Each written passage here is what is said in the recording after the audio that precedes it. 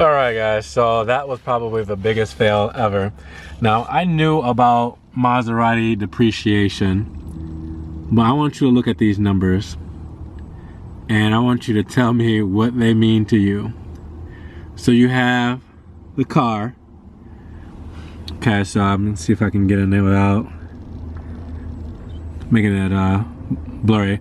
Make and model, the series, if it's a base, if it's a S, if it's a SQ4, if it's certified or not, the drive, rear wheel, which they all are, the interior, the color, and then you get to the price of what they're going for resale. And that's with the mileage that they have. And the odometer, the miles on them.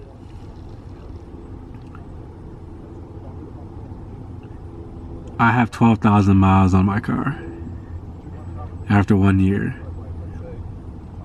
This is crazy depreciation. The highest one is 69,000 for a 2016 Ghibli with 8,000 miles on it.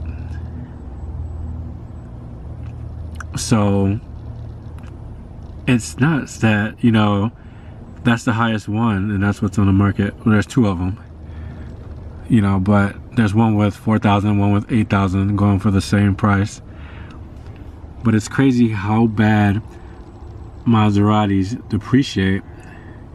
And now it's like, how hard is it going to be to actually get someone to get the car without me having to pay a tons of money for depreciation? Because my Ghibli is actually one of the higher spec ones, like I was saying. So it's definitely, the sticker price was definitely above 60,000. It was high up there. So it was definitely something to where I didn't really think much about how bad it was going to depreciate. And yeah, that's going to be rough. So the reason why I was getting rid of it is to just save some extra money for things, and start putting into businesses and investing, so I could get something a little bit better soon enough and, you know, have financial freedom and abundance, you know, because you don't like a lot of your equity be tied up in the car, you know, once you decide these decisions. You know, so since me and my girlfriend are going to be moving on to a lot bigger things in life, we want to make sure that we have that available stuff so we can start the business and finance things. And yeah, so now with this problem, you know, I don't know if I will be getting rid of the car, which I'm not trying to troll anybody, but you saw the numbers in there, you know, just random numbers. I'm actually at the Maserati Alfa Romeo Daytona that I'm always at. In my other channel, you guys have seen this dealership a lot. So yeah, now I'm just kind of wondering, what should I do next? It's kind of like, you know, I'm gonna try to get rid of it, but who's gonna be able to buy it from me for a decent price or pay off the rest of the loan from the bank at a decent price to where I don't have to shell out a ton of cash to cover the difference? So yeah, major fail on my end. So, you know, blaming this but on nobody but myself and Maserati's crazy depreciation.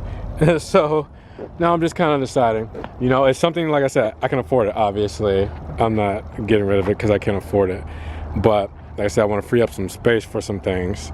So it may take me a little longer to do so, with, you know, having to keep the car, which, I mean, I'm not complaining on having to keep my wonderful car. It's beautiful. I've, you know, put a couple of touches on it. I have amazing time driving it, you know, but it's gonna be kind of hard to do. So unfortunately there probably won't be any Mercedes, which, you know I kind of started the channel based around that, because, you know, I was gonna do a new car, new channel, new year, new me. But I'm doing the same old shit, just like people say on Facebook, new year, new me.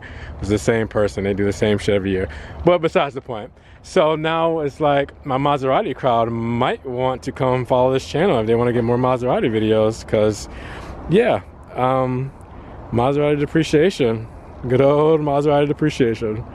So I want you guys to keep that stuff in mind.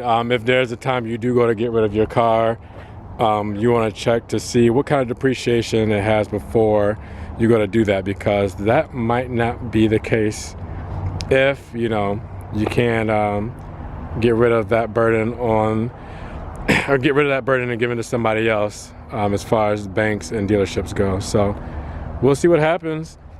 I'll keep you guys posted, but for now I am keeping the car for a little while. Not sure a little while is. It might be a week until I figure stuff out, or it might be a year.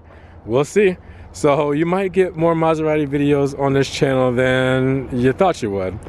But like I said, sorry no Mercedes. If you guys subscribe because you wanted to see Mercedes videos, I apologize. You can definitely unsubscribe. But if you want to keep up on what's going on with me and my fails in life, you live and you learn lessons, definitely stay subscribed and follow my social media. Until then, we're gonna figure some shit out, and I'll come back to you guys with the next video. Take it easy.